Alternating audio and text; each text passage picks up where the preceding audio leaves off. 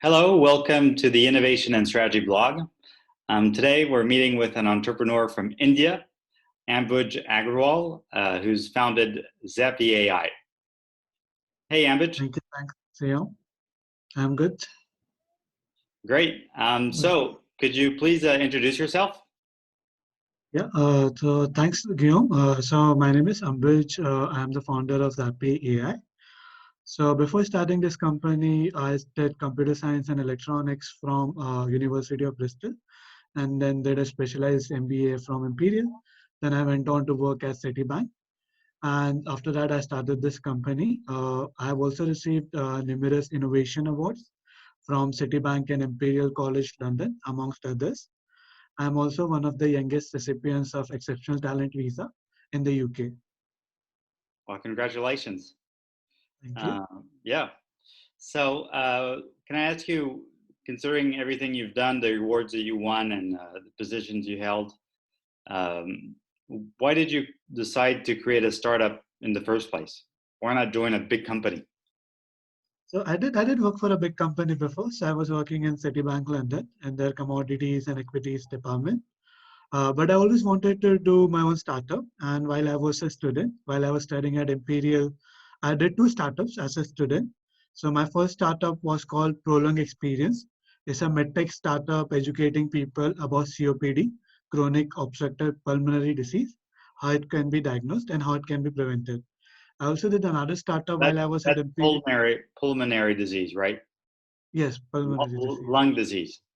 Yes, the lung disease. The breathing disease mainly caused due to smoking and pollution. Yeah. Yes.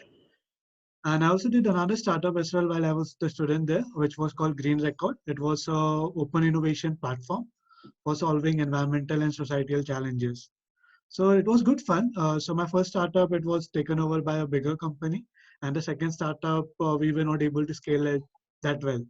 So yeah, after that, like we thought, like moved on after that course to work for a large company, which is where I joined Citi.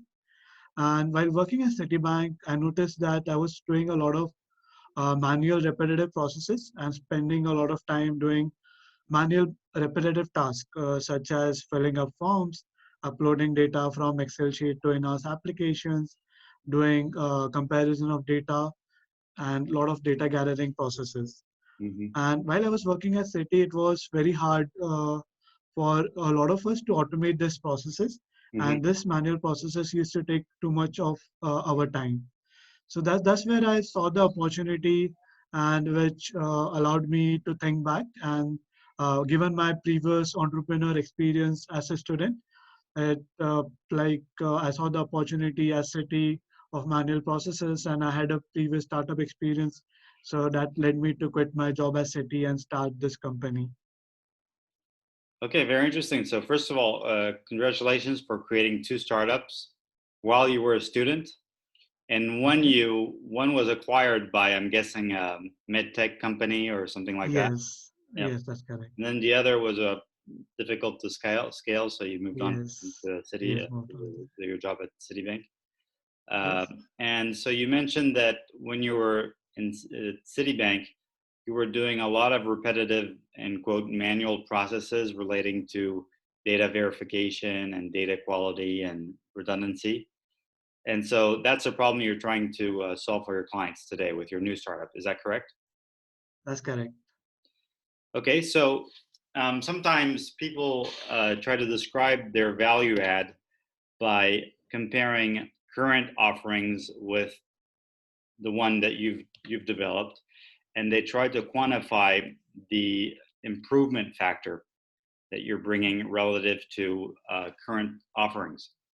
For example, you could say that Uber is bringing, at least for taxis in Europe or North America, it's bringing more clarity on the pricing, on the final price, as well as the delay it'll take, the time you'll be waiting for the taxi to arrive to where you ordered it.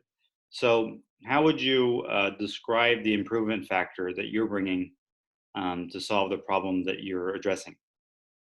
So I think there is two main improvement factor we focus on. First of all, traditionally when we see automation, automation was always a top, like manager driven or a top organization driven approach where people used to select some processes, manual business processes that used to go to a long consulting cycle, and then the process was generally automated. So it was like very like time consuming, tedious process. So while, for example, at Citibank, generally a simple process automation task used to take us anywhere from 3 months to 6 months. And majority of the time, while we like wait for the process to be automated, the process itself used to change. So what the first like So improvement factor basically, we so it took 3 to 6 months to automate a process, and when you decided to automate a given process, it had most often than not changed. Is that correct? Yes, so I think that there are two things here, like the second part, which is that when we select a process to be automated, because it takes such a long amount of time, and because the financial industry is changing every 2 months or every month, what we see for a lot of these processes was that after 3 months, the process has completely changed, which is why this process automation method didn't used to work for many of the repetitive work which was being done by the employees. Okay. And so you're bringing an improvement factor of, if you were to quantify it, what would it be? So what we do is basically we reverse the approach. Instead of managers doing or building the automation, hiring consultants and going through this whole long 3 month cycle, what we do is our software basically observes what users are doing on their computer and creates automation. And we create automation within couple of minutes to couple of hours. So we generally like bring in around 30 to 50 times faster automation creation ability. Okay, so just for me to understand, assume I work at a big company like Citibank. Um, you would be seeing my screen, and you would be identifying the processes that I'm bound to reproduce numerous times without me necessarily being aware of it. And then you choose those processes that I'm repeating numerously as the ones that ought to be automated first. Is that correct? Yes, exactly. And So automatic. this is different from the way automation was done before, because before it was top managers that decided which processes ought to be automated, rather than having, in your case, a sort of grounds up analysis where you look at how users are operating on their desktop. Is that correct? Yes, exactly. Okay, great. So, and you're bringing an improvement factor of about 30. Is that right? Between 30 30? times nearly, yes. 30 times faster for the automation creation. Okay, that's interesting. Because you mentioned two different things: the choice of the process to be automated and the automation itself. Now, on the second part, you mentioned that the improvement factor is a factor of 30. What about the first element? Which one are you The, referring the to here? choice of which process to automate. How would you qualify the improvement factor there? So the choice, right? So what traditionally used to happen is that nearly 80% of employees working in the organization do some kind of manual repetitive work. And before the choice was up to the managers, we used to quantify the processes that can be automated based on the ROI it can generate. So only very highly manual, highly repetitive processes were traditionally being automated. Now, since we automatically create and generate this automation, and since we give a wider funnel of what can be automated, we can automate like 3 times more processes than Mhm. traditionally than with traditional tools. Okay, interesting. So it's uh, the second element you'd improve by a factor of 30, and here you would do 3 times more. More, yes, that's correct. Congratulations. Well, thanks. So tell me about your ideal client, and I'm guessing that this question actually contains a lot of smaller questions, because, as you know, there are a lot of different clients and decision makers in large companies. So Yeah. maybe tell me about the decision-making process and the stakeholders involved in the decision-making process, and about your ideal clients all along this decision-making process. I guess so. At the moment, we are mostly focused on financial services companies, so banks and insurance companies.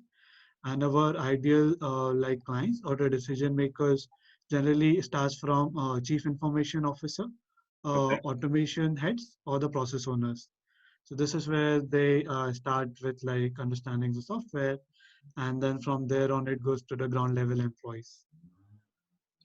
And so, what's your pitch to each of these different people? The CIO, the automation head, and the process owners. So for the CIO, our pitch is about data. So our software can give CIOs the real-time data and analytics of processes being done in the organization and what kind of processes can be optimized or automated. For the automation heads, I think the main pitch is that So, what's the gen- benefit? Because you're telling him, what's the benefit for the CIO? so the benefit for the CIO is that he gets the visibility of what are the processes which can be optimized, and he can like choose the processes and optimize those processes. So let me go to a challenge which CIOs generally face Mm-hmm. is that they always have the task to like improve efficiency, improve like technology systems, and improve overall security in the organization. So when we say improve efficiency, the main challenge the CIO face is the data.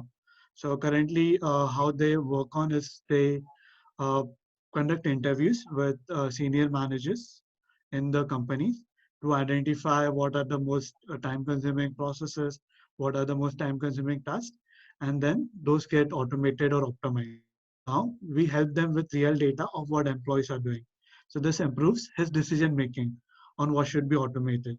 So he has better overview of what ROIs he can generate by optimizing and automating process by having actual data rather than just like surveys. So it works much better with real quantifiable data. So that's one benefit for the CIO. The So second what I benefit is understand, so what I understand is that the CIO is getting better data, and this better data helps him better make assess better decisions. the ROI for automating various Yes, processes. Is that correct? yes, that's correct. Okay. Yep. Go ahead.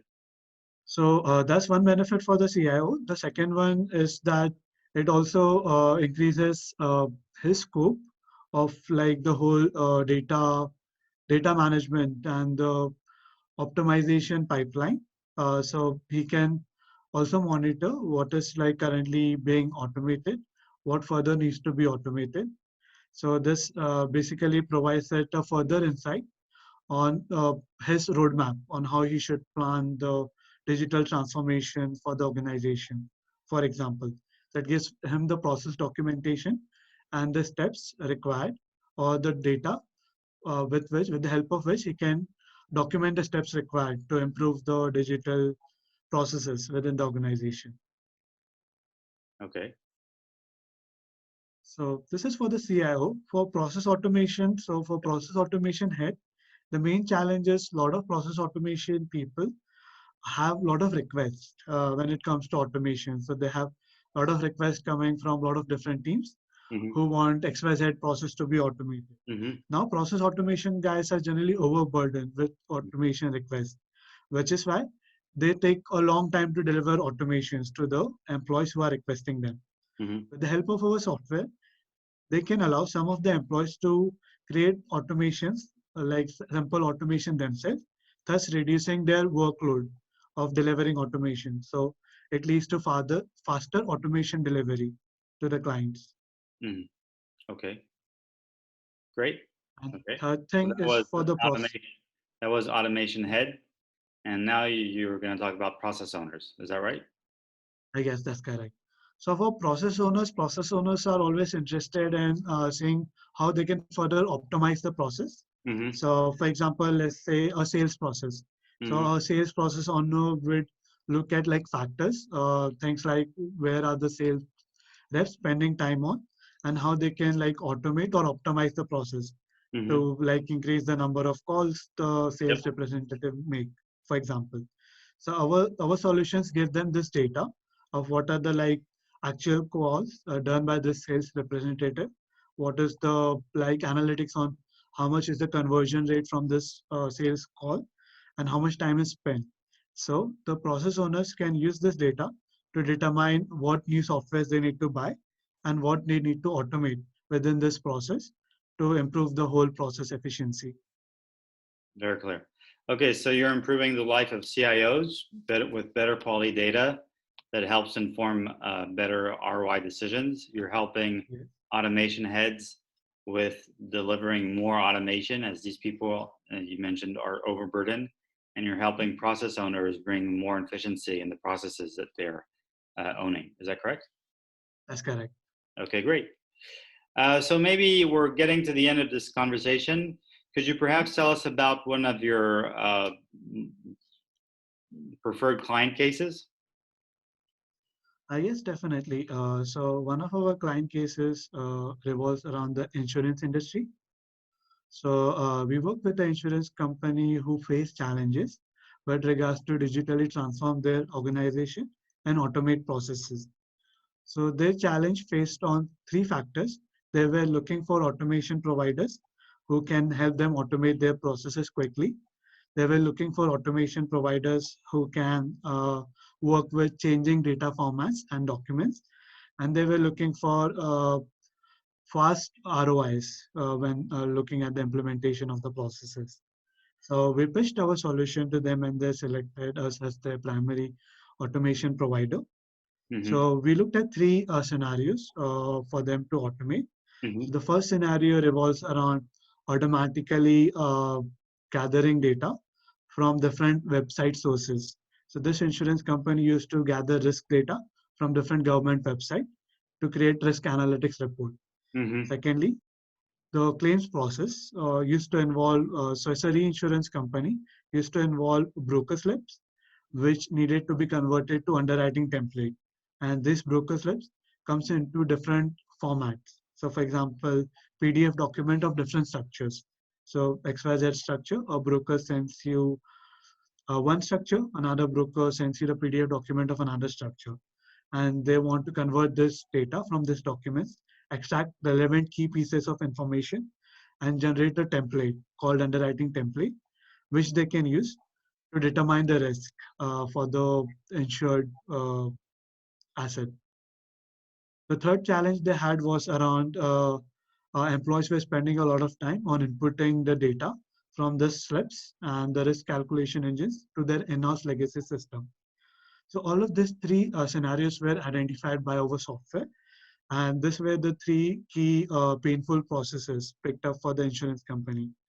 So the first one is about the data gathering from websites for risk calculation and risk report. The second one is converting PDF document, variety of PDF documents to underwriting templates. And the third one is about entering the data from the underwriting template to in-house systems. So our software identified these three processes and then also generated automations which could be used to automate these processes. So in this way, we were able to save this organization around $300,000 annually with these three processes being automated. Wow. Okay, that's great. So, was your solution more expensive than $300,000 or less expensive? It was less expensive. It was substantially less expensive. It was substantially less expensive. Is that right? Yes. Okay. All right. Well, this gets us to the end of our conversation. I wanted to thank you very much for our conversation, and I hope that we get to talk to each other soon. Yes. Perfect. Thank you. Thanks, Guillaume. Thank you. Thank you. Bye. Bye bye.